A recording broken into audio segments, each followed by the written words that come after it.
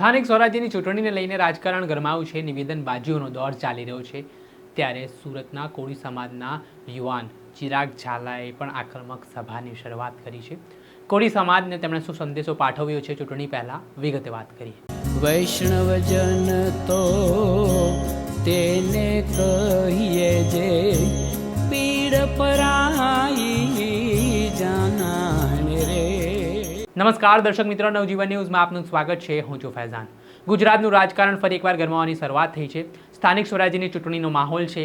નેતાઓ લોકો વચ્ચે જઈ રહ્યા છે, વચનો આપી રહ્યા છે અને બાહેધરીઓ આપી રહ્યા છે કે જો તેઓ કોર્પોરેટર બનશે કે સત્તામાં આવશે તો તેમના જે અધૂરા કામ છે તે પૂરા થશે. ત્યારે આ વચ્ચે સુરતના કોળી સમાજના યુવા આગેવાન ચિરાગ ઝાલા ફરી એકવાર મેદાને આવ્યા છે. જ્યાં તેઓ કોળી સમાજમાં જે નવનીત બાલદિયાનો કેસ સામે આવ્યો હતો તે મામલે આક્રમક સભાઓ ગજવી હતી ને પોતે ચર્ચામાં રહ્યા હતા.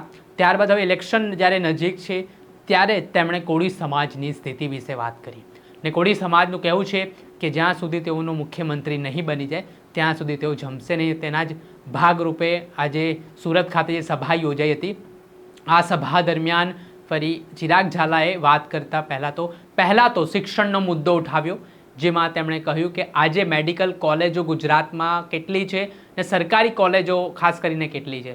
આજે આપણા બાળકોને ભણાવવા માટે જે MBBSનો કોર્સ કરાવવા માટે મોંઘીદાટ ફી ચૂકવવી પડે છે તેવી હાલત છે. કોળી સમાજનો આટલી વસ્તી છે, આટલો પ્રભુત્વ છે, છતાં તેનો મુખ્યમંત્રી નથી. તેવા વિવિધ મુદ્દાઓ ઉઠાવ્યા. ચિરાગ ઝાલાને શું કહ્યું તે સાંભળો.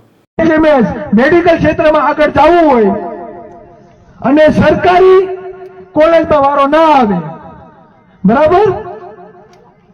તમને ખ્યાલ ન હોય તો કહી દઉં, આ ગુજરાતમાં 40 મેડિકલ કોલેજો છે. કેટલી? 40. એમાં માત્ર 4 કોલેજ જ સરકારી છે. 4 કોલેજ જ સરકારી છે મેડિકલ ક્ષેત્રમાં અને 36 કોલેજ પ્રાઇવેટ.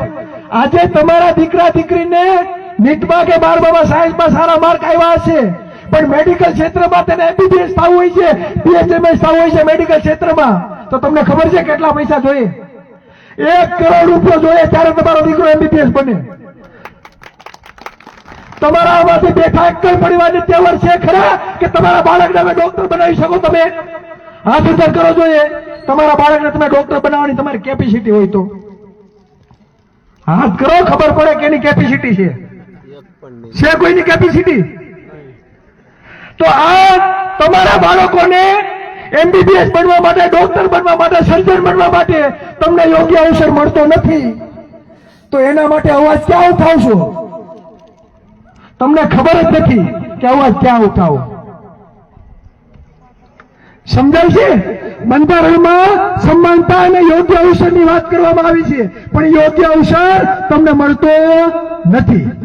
પછી તમે કોઈ પ્રાઇવેટ દવાખાનામાં જાઓ તો એમ કે 2.5 લાખનું બિલ છે, 3.5 નું, પણ આપણા બાપની હોસ્પિટલ જ નથી ત્યાં. કોળીના દીકરાની હોસ્પિટલ હોય તો કોક તમારે સામું જોવે ભાઈ. હે, સમજાય છે? લોહી નો હોય ને એને બળે કે મારા સમાજનો કોઈ વ્યક્તિ આવ્યો છે. તમને સોસાયટીમાં ભાડે મકાન નથી આપતા, એ તમારું બિલ ક્યાંથી ઓછું કરવાના? અને આ બધી જે સમસ્યા છે તેનો માટે અવાજ વિધાનસભામાં ઉઠાવવો પડે.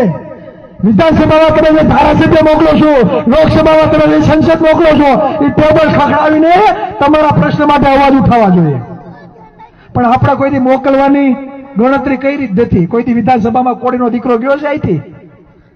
મેં આની પહેલા પણ વડલા કાર્યક્રમ હતું ત્યારે કીધું હતું કે ભીખ માંગવાનું બંધ કરો. મત આપણા છે, ટિકિટો એની પાસે છે. મત કોના છે?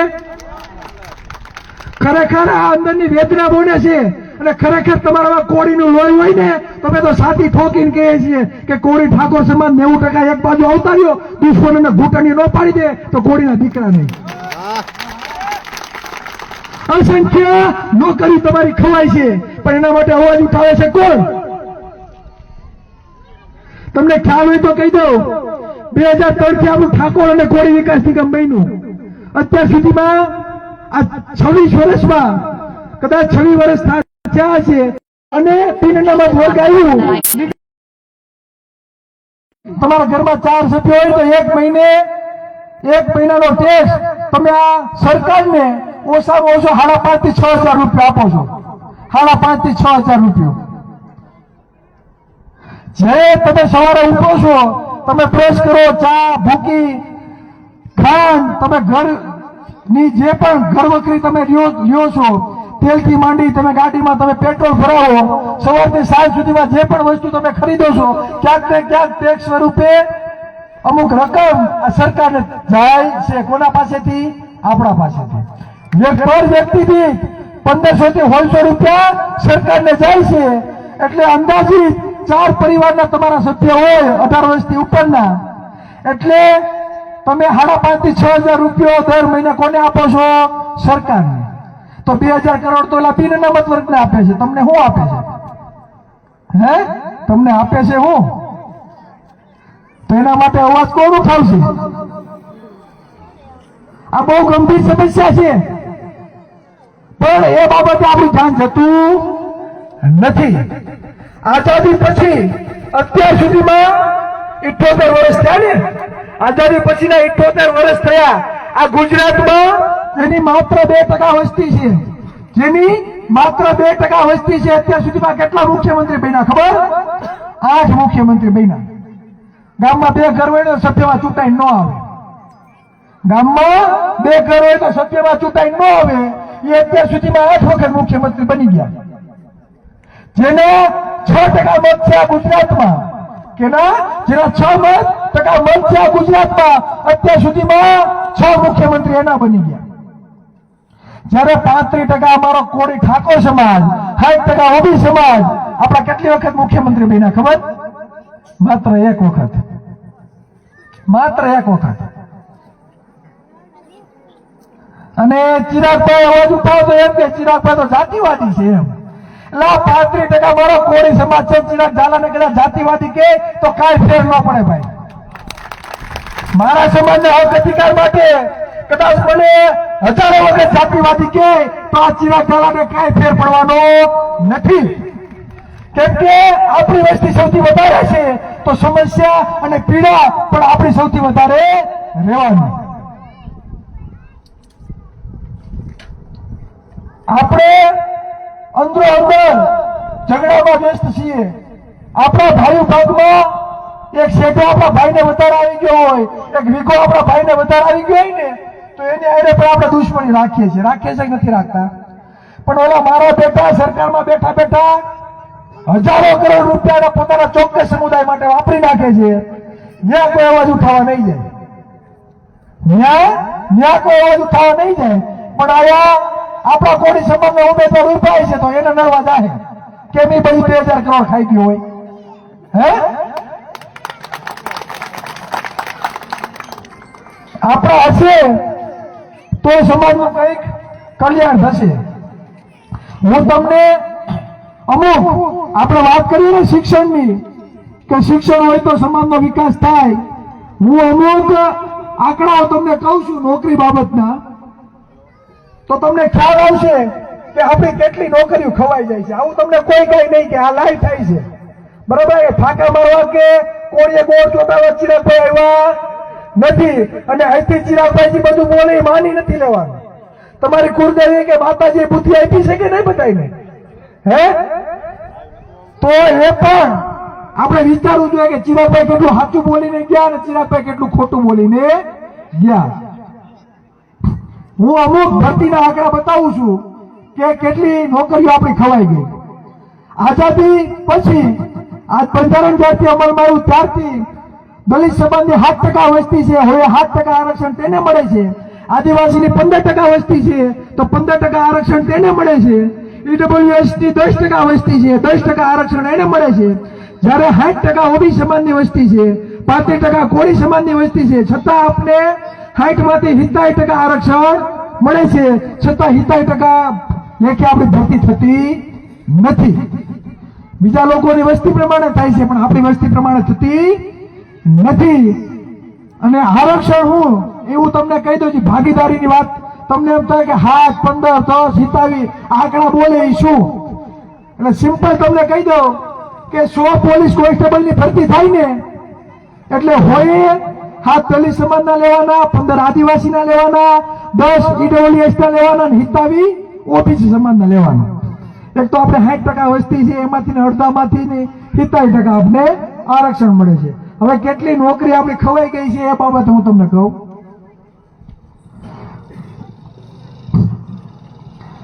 પોલીસ ભરતી 2024 અને 25, પોલીસ ભરતી 2024-25 કુલ જગ્યાઓ 12,472, કુલ જગ્યા 12,472, 27% લેખે આપણા ભાગમાં 3,367 સીટો આવતી હતી. ભેરી કેટલી ખબર? 2,992. ખાઈ કેટલી ગયા લોકો ખબર? 375 જગ્યા ખાઈ ગયા આપણે. 375 સીટો ખાઈ ગયા. પોલીસ ભરતી 2025-26 કુલ જગ્યાઓ 13,519, 70% લેખે આપણા ભાગમાં આવતી હતી. 3,669. ભેરી કેટલી ખબર? 3,417. કેટલી ખાઈ ગયા? 252 સીટો ખાઈ ગયા. ત્યાર પછી ધોરણ 1 થી 5 શિક્ષકોની ભરતી 70% લેખે આપણા ભાગમાં 1161 સીટો આવતી હતી. કેટલી આપી ખબર? 693. ખાઈ કેટલી ગયા ખબર? 468 સીટો ખાઈ ગયા. 468 સીટ. ત્યાર પછી ધોરણ 6 થી 8 શિક્ષકોની કુલ ભરતી 4,502, 70% લેખે આપણા ભાગમાં આવતી હતી. 1,215 આપી. કેટલી ખબર? 693. ખાઈ કેટલી ગયા? 522 સીટો ખાઈ ગયા. અડધી ખાઈ ગયા 70%માંથી. ત્યાર પછી ગ્રાન્ટર ઉચ્ચતર માધ્યમિક શાળામાં શિક્ષકોની ભરતી કુલ ભરતી 3,994, 70% લેખે આપણા ભાગમાં આવતી હતી. 1,078. ભેરી કેટલી ખબર? 562. 516 સીટ ખાઈ ગયા. કેટલી ખાઈ ગયા? 516. અને આપણે શું કે આપણે વાતો કરીએ શિક્ષણ હોય તો સમાજનો વિકાસ થાય, સમાજને શિક્ષિત કરો. પણ આ નોકરીઓ ખાઈ જાય છે એનું શું કરશું? હે, તમારા દીકરા દીકરીના ભાગની જે નોકરીઓ ખવાય છે એ જો બીજો કોઈ લઈ જશે તો એ નિવૃત્ત નહીં થાય ને ત્યાં લગી સીટ તમે ખાલી નહીં કરો. આ બધી જે નોકરીઓ ખવાય ને એ આપણા સમાજની, કોકના પરિવારની, કોકના કુટુંબની જે દીકરા દીકરીઓ શિક્ષિત છે, જે તૈયારી કરે છે ને 1-2 માર્કે જે રહી ગયા છે ને, આ બધી નોકરીઓ એની જ ખવાની છે. તો આ અન્યાય થાય છે. આ વાત અત્યાર સુધીમાં આવીને કોઈ કરી હોય તો હાથ અધ્ધર કરો. કરી છે કોઈ? તમારી મૂળભૂત સમસ્યા બાબતે કોઈ અવાજ ઉઠાવતું નથી. બીજી વાત કહું કે જે ક્લાસ 1 અને 2 અધિકારની જે ભરતી હોય, બરાબર, પ્રોફેસર, આસિસ્ટન્ટ પ્રોફેસર, મામલતદાર, પીઆઈ, બરાબર, જે ક્લાસ 1 અને 2 અધિકારીની જે ભરતી હોય, આ ભરતીમાં લેખિતમાં આપણા બાળકોને સારા માર્ક આવ્યા હોય, આપણા વિદ્યાર્થીઓને, ઓબીસી ના દીકરાઓને, એસસી એસટી ના દીકરાઓને લેખિતમાં સારા માર્ક આવ્યા હોય. 300 માંથી 280, 285, 295 આવા માર્ક આવ્યા હોય. પણ જયારે મૌખિક ઇન્ટરવ્યુ લેવામાં આવે ને તે આખી સિલેક્શન કમિટીમાં એક પણ કોળી આઈ ભરવાર હોય હોતા રબારી ઓબીસી એસસી એસટી નો એક પણ સિલેક્શન કમિટી વાળો હોતો નથી. 100 માર્કનું મૌખિક લેવામાં આવે. જો આ ટેબલમાં બેઠા ને એમ આમ મોભના ઓલા નડિયાની જેમ આમ બેહીએ હમા, અને આપણો ઉમેદવાર આવે એટલે પ્રશ્ન પૂછે. કેવા પ્રશ્ન પૂછે? અઘરા અઘરા. એટલે 100 માંથી આપણે આપે 10, 15 એટલે આપણું મેરિટ બને નહીં. જયારે એના સમુદાયના દીકરા દીકરીઓ આવે, લેખિત ઓછા માર્ક આવ્યા હોય, 300 માંથી 260, 250, 225, પણ મૌખિક ઇન્ટરવ્યુ આવે એટલે આપવામાં આવે 100 માંથી 90, 100 માંથી 95, 100 માંથી 85, એટલે એ લોકોનું મેરિટ બની જાય. પછી એના દીકરા દીકરીઓ ક્લાસ 1, 2 અધિકારી બની જાય ને આપણા પાછા ઘરે આવતા રહે. અને પછી થાકીને આ સકડો રિક્ષા આપવા માંડે કે હીરા ગણવા માંડે.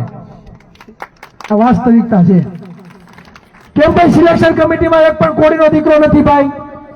કેમ સચિવો આપણા નહીં? કેમ જજ આપણા નહીં? કેમ કેબિનેટ મંત્રી સૌથી વધારે આપણા નહીં ભાઈ?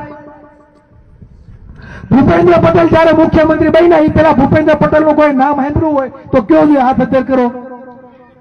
સાંભળ્યું કોઈ? તો કે નહીં. રૂપાણી સાહેબ જેથી મુખ્યમંત્રી બન્યા એને પેલા કોઈ ઓળખતું હોય તો હાથ અત્યારે કરો. કોઈ ઓળખતું હતું નહીં. હર્ષભાઈ સંઘવી ગૃહમંત્રી બન્યા તો ત્યારે એ પેલા કોઈ એને ઓળખતું હોય તો હાથ અત્યારે કરો. અહીંયા કોઈ ઓળખતું હતું નહીં. ત્યાર પછી હમણાં જે મંત્રીમંડળોમાં ફેરફાર થવાના હતા તો આપણે બધા જ પોસ્ટ મૂકતા હતા. અમારા સમાજનો મુખ્યમંત્રી હોય, અમારો ઉપમુખ્યમંત્રી હોય, અમને પણ ખાતા આપવામાં આવે. પણ ઓલો ગૃહમંત્રી હતો એને ઉપમુખ્યમંત્રી બનાવી દીધો, 2 ખાતા આપી દીધા. તો એવો તો એને હું ભૂગો ઘડેલો છે કે 2 ખાતા એની પાસે. હે ઈજી વિધાનસભામાં ચૂંટાઈ આવે ને ત્યાં સૌથી વધારે કોળીના મત છે. સૌથી વધારે કોળીના મત છે. એના કદાચ 5-10 હજાર નહીં હોય તો એને 2 ખાતા ગૃહમંત્રી ઉપમુખ્યમંત્રી. આપણા 35-40 વર્ષ થયા છે કે મુખ્યમંત્રી કે ગૃહમંત્રી નથી બનાવતા. સમજો એટલે રસોડામાં કબજો એ લોકોનો છે. આપણે તો હજી શરૂઆત કરીએ છીએ ભાઈ. અને શરૂઆત જયારે થતી હોય ત્યારે કોળીના દીકરાને મત આપીને વિજય બનાવવાની જવાબદારી કોની છે? આપણી બધાની છે. સમજાય છે? અને હું તમને દાવા સાથે કહું, જગદીશભાઈ અમારા સંગઠનના હોદ્દેદાર છે, પ્રદેશ કમિટીના કારોબારી સભ્ય છે. કદાચ જગદીશભાઈ ચૂંટાઈને આવે અને કદાચ તમારે કામની જરૂર પડે ને ન થાય તો ચિરાગ ઝાલાને સુરત રિંગ કરજો, અમે બેઠા છીએ. અને તમારા વિસ્તારમાં આ સમાજને કઈ તકલીફ થાય તો આર્યા નવનીતભાઈ સાક્ષી જે મહુવા પડ્યા ને એમ અહીંયા પણ અમે પૂછશું. જ્યારે આપણે કોઈ ખોટું નથી કર્યું, જ્યારે આપણે કોઈને અન્યાય નથી કર્યો તો કોઈનો અન્યાય પણ સહન કરવાનો નથી. પછી ભલા ગમે એ તોપની ઓળી હોય, કોઈ મૂંઝાવાનું થતું નથી. બરાબર? પેલા હતું કે કોળી સહન કરી લેતા. બરાબર? કોઈના બાપની બીક રાખવાની નથી. ઈટનો જવાબ પથ્થરથી આપણે આપવાનો છે. અને આ દેશ બંધારણથી ચાલે છે અને કાયદો બધા માટે લાગુ પડે છે. આવનારા દિવસોમાં અમે ગામે ગામ કોળી સભા ચાલુ કરવા જઈ રહ્યા છીએ. દર અઠવાડિયે એક કોળી સભા દરેક ગામમાં ખાલી 1 કલાક તમારે ભેગું થવાનું છે અને કલાકમાં આ સમાજને વાસ્તવિક જાગૃત કરવાનો છે. તાલુકા પંચાયતના, ગામ પંચાયતના, જિલ્લા પંચાયતના, વિધાનસભા હોય કે લોકસભા એના કાર્યો શું છે તે પણ આ સમાજને સમજવાની જરૂર છે. આપણી નોકરીઓ ક્યાં ખવાય છે, આ બજેટ કઈ રીતે વાપરે છે, આ બધી માહિતી આપણા સમાજ સુધી ઘર ઘર સુધી પહોંચાડવાની છે. આપણા સમાજના યુવાનો કોઈ પણ ગવર્મેન્ટ કચેરી હોય પોતાનો કોલર ઊંચો રાખીને કામ કરતા થવા જોઈએ. આ રીતે આપણા સમાજના યુવાનોને આપણે તૈયાર કરવાના છે. તો બધા સહમત છે? બધા તો આવનારા દિવસોમાં ગામે ગામ ટીમ અમે તૈયાર કરીએ છીએ. તમારે જે તાલુકો લાગતો હોય, જે જિલ્લો લાગતો હોય, તમારા હગા વાલા જે ગામમાં હોય તેને કહેજો. યુવા કોળી એકતા સંગઠન આવનારા દિવસોમાં ગામે ગામ કોળી સભા લઈને આવી રહ્યું છે તો અમારી સાથે જોડાવજો. અમે તમને દાવા સાથે કહીએ છીએ 2027માં જો 90% કોળી સમાજ એક બાજુ આવતા હોય તો દુશ્મનોને ઘૂંટણીએ ન પાડી દે તો કોળીના દીકરાને બહુ સહન કર્યું છે ભાઈ. બરાબર? આ તમે મજૂરી કામ કરીને કોઈના ભાગ્યા રાખો છો, કોઈની દાડીએ જાવ છો, કોઈના મિલોમાં કામ કરવા જાવ છો અને તમારા બાળકોની નોકરીઓ જયારે ખવાય ને ત્યારે આ દિલ ઉપર વેદના આવે છે. આ એની બરાડા પાડીએ છીએ ગામે ગામે જઈને. ચિરાગભાઈ નું કલ્યાણ કરવું હોય કે ચિરાગભાઈ ને આગળ જવું હોય તો ચિરાગભાઈ તો જઈ શકે એમ જ છે ભાઈ. અમે શા માટે કોઈ રાજકીય પક્ષમાં નથી જોડાણા? કેમ કે અમને પક્ષ કરતા અમારો સમાજ વધારે વાલો છે. અને સાથી ઠોકીને કહીએ છીએ કે 90% સમાજને રાજકીય પક્ષો સાથે કાંઈ લેવા દેવા નથી. અને આ 90% સમાજ જો એક બાજુ આવી ગયો તો આ રાજકીય પક્ષોમાં જે જાતિવાદી લોકો બેઠા છે ને આમ ઘૂંટણીએ પાડીને એક એક મતની ભીખ માંગતા ન કરી દે તો અમે પણ વેલનાથના બાળકો નહીં. થાય છે કેવું કે આ લોકો ગાંધીનગરના સિંહાસન ઉપર બેસી 25,000 કરોડ 30,000 કરોડ વાપરી નાખે ચોક્કસ સમુદાય માટે અને જયારે આપણા માંગવા જાય ને એટલે એના દરવાજો બંધ થઈ જાય. શું કઈ ખબર કે આ ભંડાર ખૂટી ગયા છે. તો શું કરવાનું? તો કે તમારી પાસે રેશન કાર્ડ છે તો જાઓ ઓલી દીનદયાળની દુકાન છે ત્યાં ઘઉં ચોખા ને ખાંડ ને મળે છે, તેલ ને લેતા આવો લાઈનમાં ઉભા રહીને. આવી વાસ્તવિકતા છે. અને સત્તાની તાકાત છે એ કઈક અલગ છે. સત્તામાં આપણે બેઠા હોય તો ઠાકોર ને કોળી વિકાસ નિગમમાં વર્ષે 3500 કરોડની ફાળવણી કરી હોય એટલે કરી શકીએ, કોઈના બાપની તેવડ નથી કોઈ રોકી શકે. પણ સત્તામાં આપણે બેઠા હોઈએ તો વસ્તી પ્રમાણે ઓબીસી ની 60% આરક્ષણ આપવું હોય કોન્સ્ટેબલ ની ભરતી થાય અને 60 ઓબીસી ના લેવા હોય તો સત્તામાં બેઠા હોય તો આપણે આપી શકીએ. આ સત્તામાં તાકાત છે.